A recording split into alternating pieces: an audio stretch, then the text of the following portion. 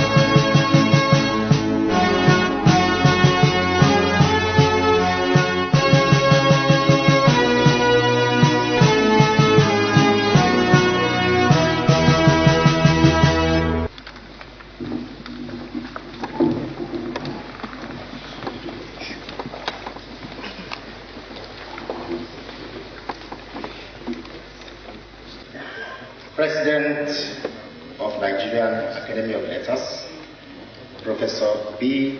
Olatunji Olorotime, FHSN, FNAL, past presidents of the Academy, the special guest of honor, the Vice Chancellor of University of Lagos, fellows and members of the Academy, representatives of other academies here present, representatives of learned societies, members of the University of Lagos community, invited guests, gentlemen of the press, distinguished ladies and gentlemen. I welcome you on behalf of the Nigerian Academy of Letters to the 18th Annual Convocation, which shall consist of a convocation lecture and the investiture of 4 regular fellows and 1 overseas fellow. The scientific session shall follow in the afternoon in this same hall. I now invite the President of the Academy, Professor B. Olatunji Olorotime, to declare the convocation open.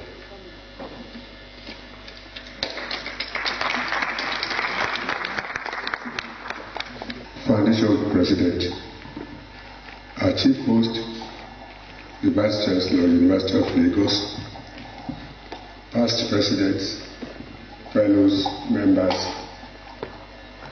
invited participants, gentlemen of the press. Just a few remarks before the convocation is declared open.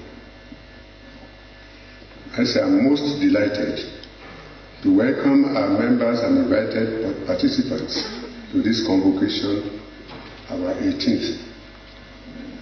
We are gathered here to continue with our traditional preoccupation with promoting national development through vigorous intellectual engagement with issues that are of critical importance to stability of state and society. Our Academy has been consistent in demonstrating concern for a healthy development of the dialectical relationship between state and society. A healthy, coherent relationship between state and society is often a reflection of the stage of growth and development at which a strong state or nation state is the institutionalization of a strong dynamic society or of its foundational communities. Such states reflect good governance. We have addressed several aspects of this phenomenon in our previous convocations. This year, we are focusing on the subject religion, ethnicity, and citizenship. Our choice of subject, I believe, would enable us to examine related issues of multiculturalism, diversity, rights and duties of citizens in the process of the evolution of stable states and societies.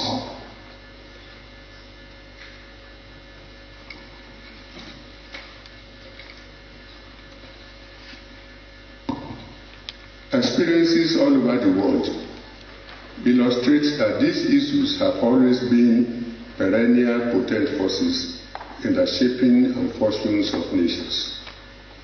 Making them serve the purposes of a virile nation depends on sensitive and mature statecraft managed by leadership that is committed to inclusiveness in the political culture and institutions under their management. There are no nations that are completely and permanently built. I think we should bear that in mind.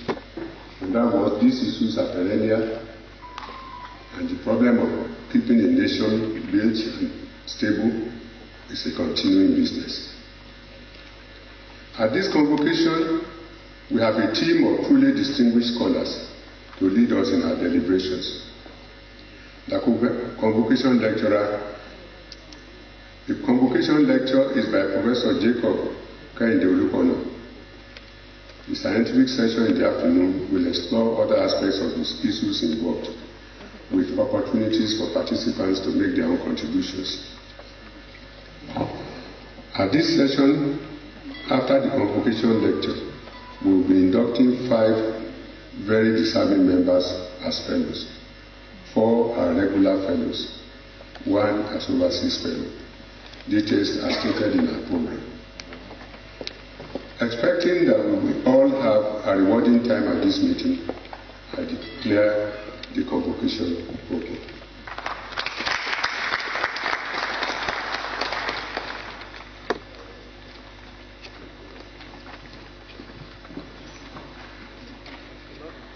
President of Nigerian Academy of Letters, I now invite Professor Jacob Kehinde-Olukono, Fellow of Nigerian Academy of Letters, to deliver his lecture.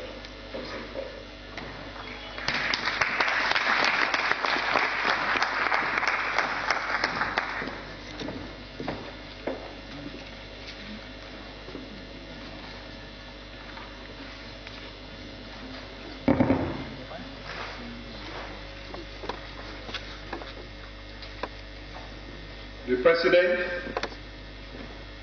of the Nigerian Academy of Letters, Professor Oloruntimeni,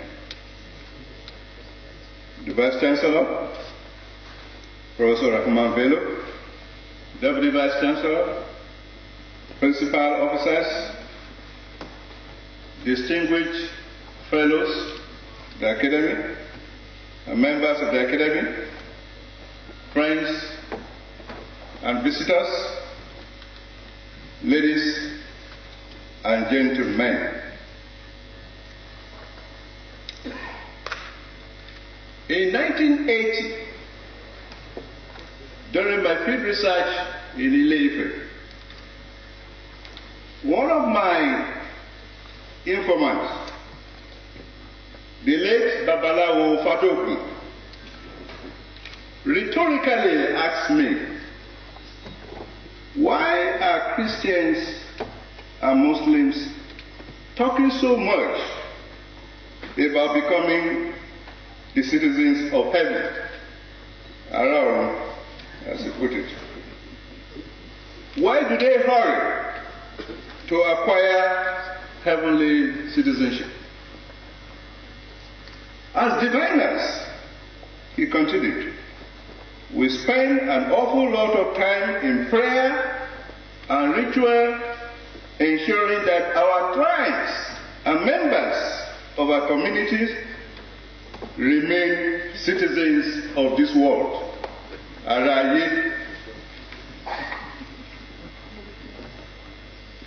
We have to do so that they can fulfill their God-given destiny on earth.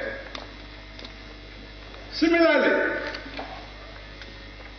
in St. Paul's letter on Christian citizenship, although he emphasized the importance of Christians claiming citizenship in heaven, he also affirmed his Roman citizenship, which gave him the privilege and honor of living in Rome and of preaching the gospel of Christ in his society. Paul recognized that he would have no place to stand to preach the gospel if he were denied his rights as a citizen of the Roman Empire.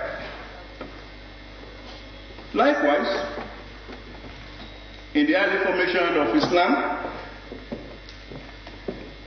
Prophet Muhammad's hijrah to Medina placed him in a similar situation. As he assumed the leadership of this small city-state and drafted the constitution in Medina for its multi-ethnic, multi-religious community, the Prophet quickly recognized the deep responsibility to grant all members in Medina, Muslims, Christians, Zoroastrians, traditionalists, and Jews and free slaves, the rights and duties of equal citizenship. Before I deliver my lecture, I would like to thank the distinguished leaders of this august academy, which is composed of Nigeria's foremost intellectuals, for inviting me to give a lecture on a subject of enormous importance to our nation's survival at this crucial time in its history. Now, when I was invited to give this lecture, I was charged with the responsibility of giving a lecture on the challenges and opportunities posed by our nation's formidable religious and ethnic identities in relation to governance and development. In addressing the implication of these complicated, hot-button issues of religion and ethnicity, and what they mean for citizenship and nation building, I will examine, in the context of the Nigerian nation state, the intertwined relationship among the building blocks that form the national identity of any state. I wish to approach this lecture by exploring what the Nigerian nation state has been, what it is today, and what it may become in the future. A full understanding of the nation and the state of the nation state, which I believe is central to our concern and the concerns of this academy, requires an assessment of where we stand and who we are as a country.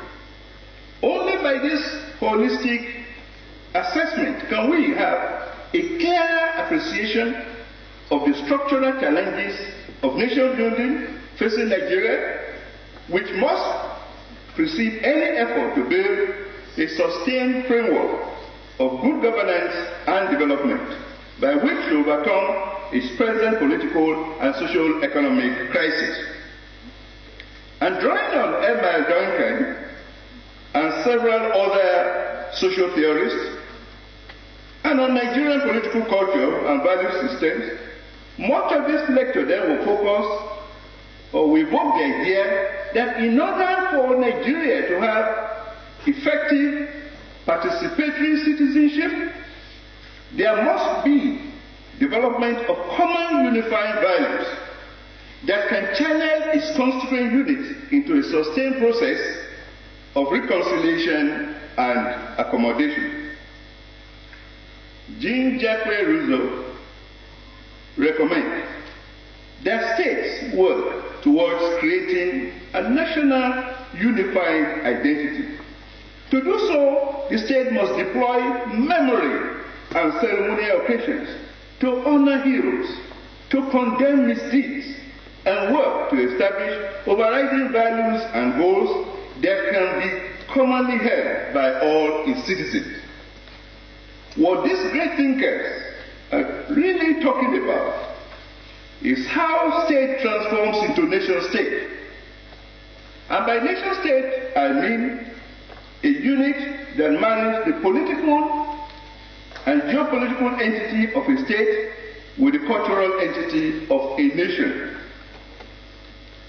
Now, I know there is a controversy as to whether Nigeria is even a nation state to begin with, or rather a state made up of multiplicity of ethnic or religious nations. At this time, and given the time allotted to me, it is enough to say that I believe that Nigeria is already a nation state, albeit a weak one at this moment in its history. And so, in this lecture, I'm concerned with how Nigeria strengthens its nation state. I believe that only by becoming a stronger nation state, with its citizens deeply united in common purpose, can Nigeria succeed in these perilous times. And the lecture is based on the premise that although religion and ethnicity may be susceptible to centrifugal forces, the identities they spawn are not necessarily dysfunctional, atavistic, reactionary, or unproductive. In fact, human history suggests that when properly invoked, these inherently dynamic and complex forces can serve as effective stimuli for human agency and communal aspirations. Further, and importantly, these identities are not inconsistent with the pursuit of a common identity within a nation state. Who do people say we are? The nation state in crisis. Many analysts of the Nigerian political scene, especially Western political scientists, have concluded that the state of our Commonwealth is a disaster. Indeed, some of these foreign experts have even ventured to write Nigeria's obituary. Critical evidence-based scholarship needs to be taken seriously by well-meaning Nigerians, and particularly by this academy. As Socrates noted so long ago, the unexamined life is not worth living. We would be well advised to scrutinize our national situation closely as a first step towards understanding Nigeria's precarious condition. Only once we do so can we begin to correct its egregious wrongs. The indictments are staggering. In 2006, the American author Kamia wrote, "This house has fallen. Midnight in Nigeria." In 2015, the late British Africanist Stephen Ellis wrote, "The Present Darkness, a History of Nigerian Organized Crime." Stephen Pierce's book, Moral Economics of Corruption, examined the long duration of corruption in past and present day Nigeria. And more recently, as we are all aware, the British Prime Minister David Cameron, in conversation with the Queen Elizabeth, described Nigeria as extraordinarily corrupt. I don't use the word fantastically corrupt because it sounds like bad English to me. President Buhari agreed with the statement. One could argue that the evidence upon which these assessments are based actually highlights Nigerian ingenuity, entrepreneurial spirit, intrepid will, efficiency, and energy, even if these qualities are invoked in a desperate pursuit of wealth to the detriment of all other considerations. Sadly, our people have become habituated to the crime and corruption that have come to signify our national character. These vices permeate all phases of our lives, and thanks in part to our lawmakers who legitimize them by their reckless behavior and utterances. And yet, among Nigerians, and even among outsiders, there is so much love for this country, for what it has been and what it can be. Our people have endured much grief and have suffered great economic, political, and social deprivation under the failing state.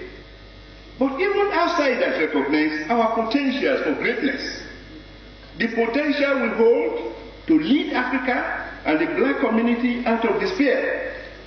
Nigerians desire possibility, and a good name in the world community is strong, and generation after generation of us feel cheated and robbed of our national birthright.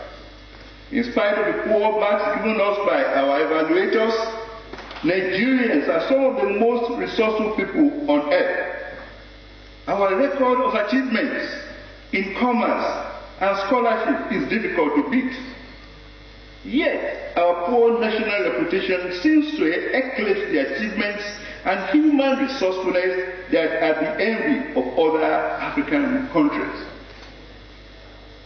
Nigeria's dilemma centers around three building blocks of identity: ethnicity, religion, and citizenship, which coalesce to define our social experience in nation building. They permeate all phases of culture and society. That is to say, our educational, economic, and civil society, as well as shape our moral and spiritual dispositions.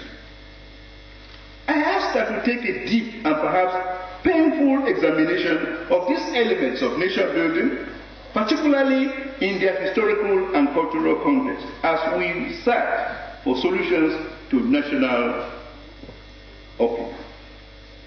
How can our understanding of ethnicity, religion, and citizenship assist us in saving ourselves?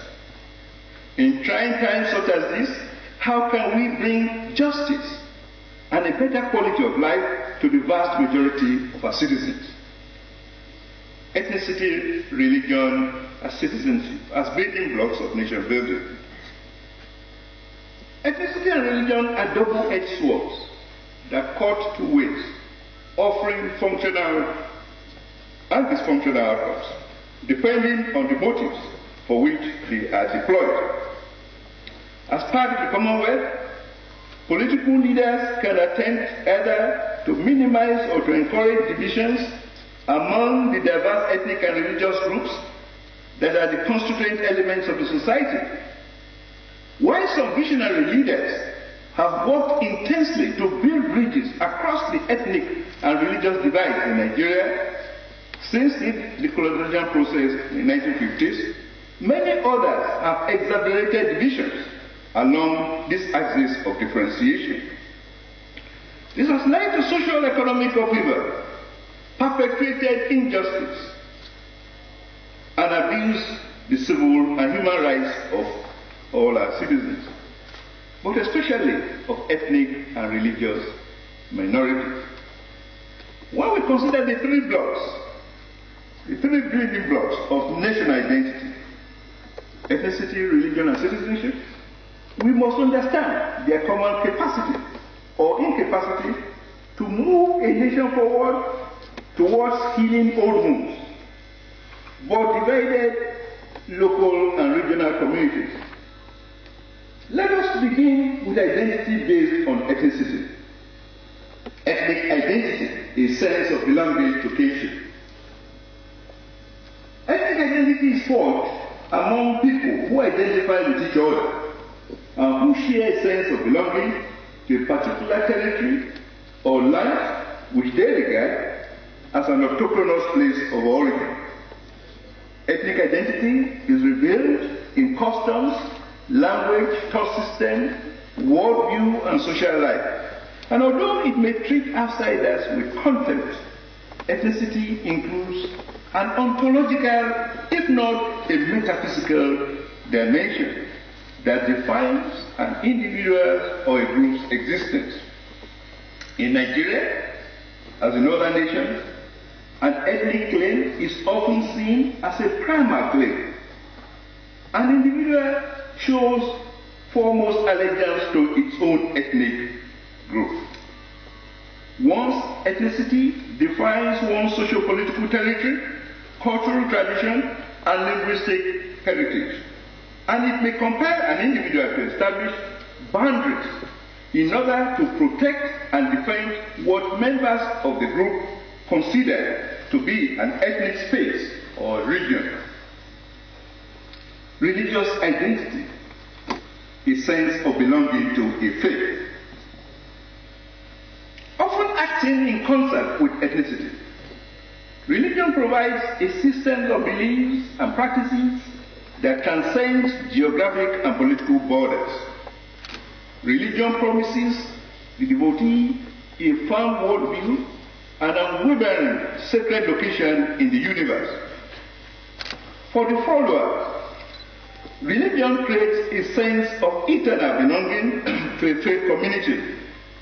The devotee may join this faith community by conversion, maybe to a traditional African religion group, or to the Abrahamic faiths of Islam and Christianity, or by birth through one's own ancestral lineage and cultural heritage. Some ethnic religions, such as the Benin indigenous religion or a Ibibio indigenous religion, are local or regional, and in contrast, Christian and Islamic religions tend to provide their adherents with a wider sense of belonging, a worldview of international connectedness. Identity in citizenship, a sense of belonging to a nation. Together with ethnicity and religion, citizenship confers on a person a legally sanctioned status of identity and privilege.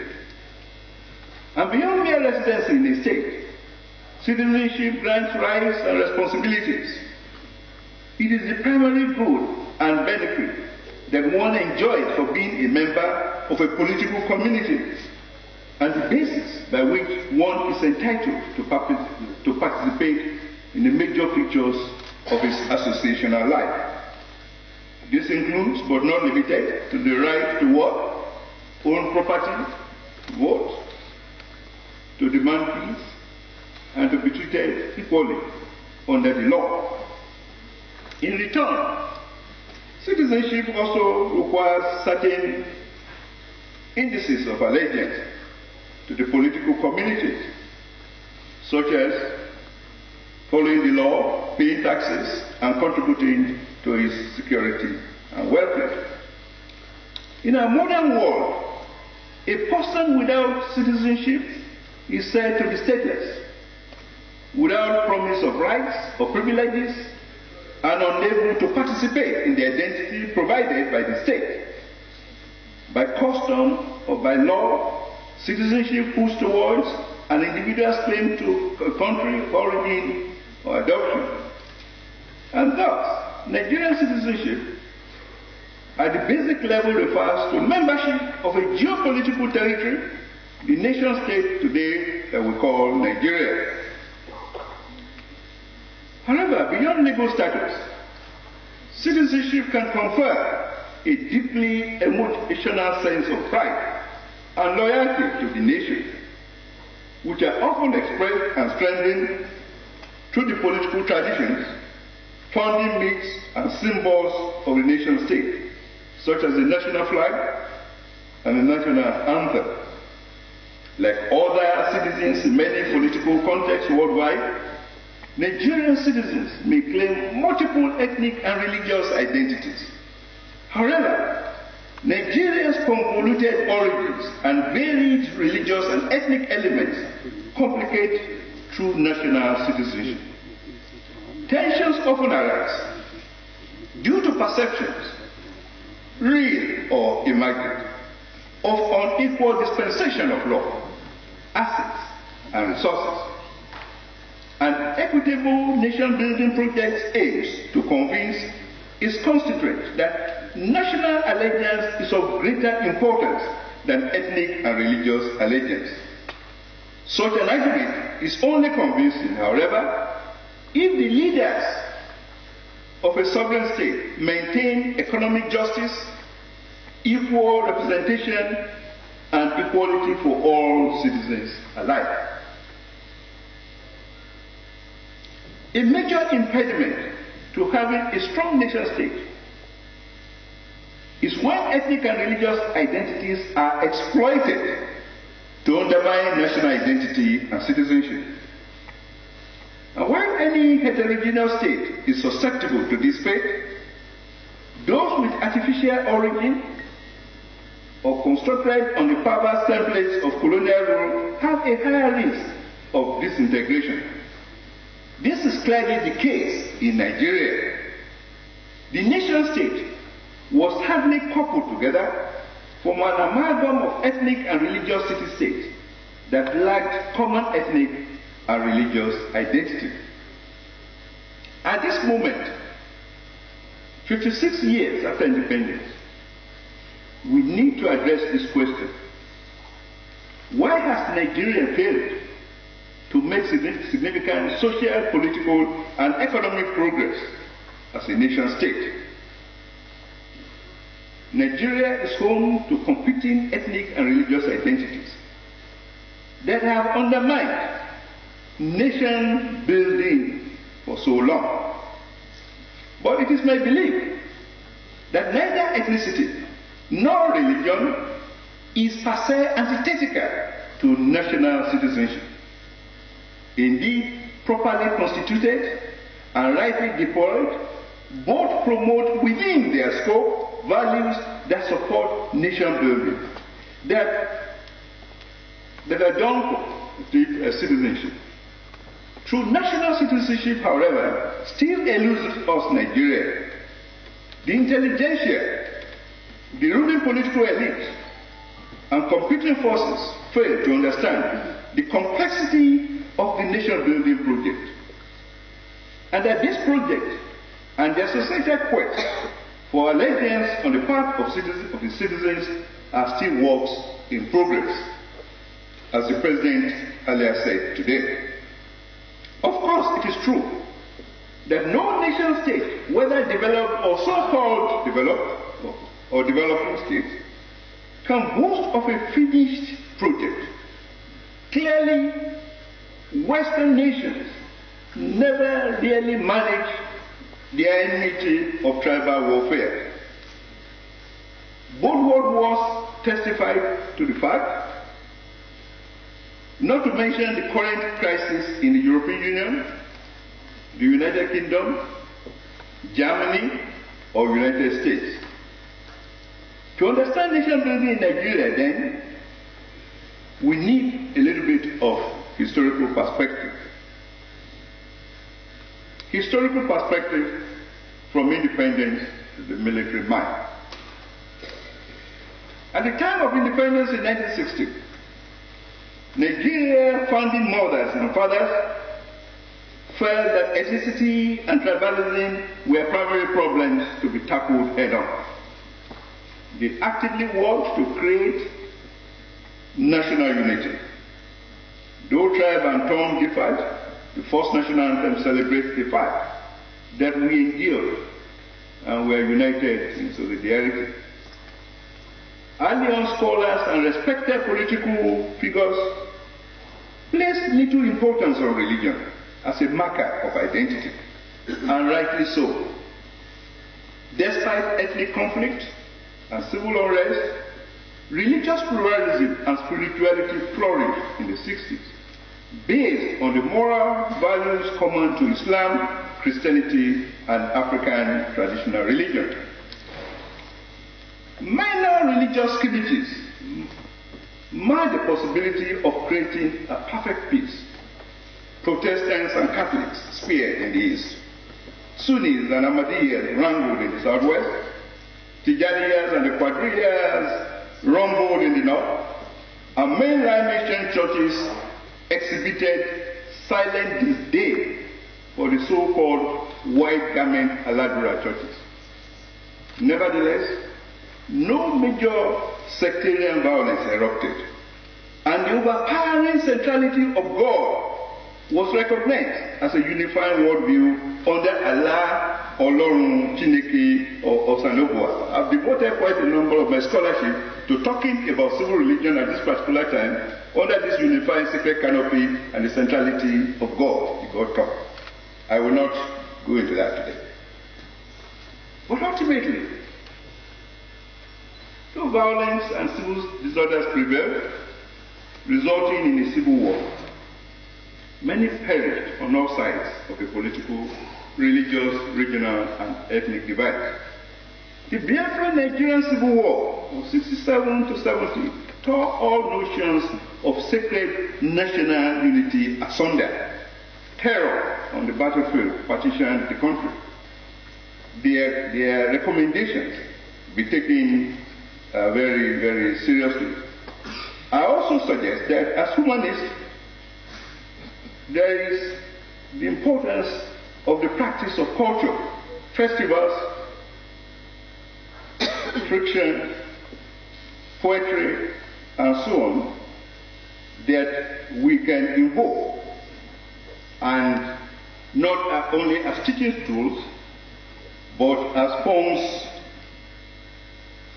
of values or morals, or sources of values or morals for guiding the youth.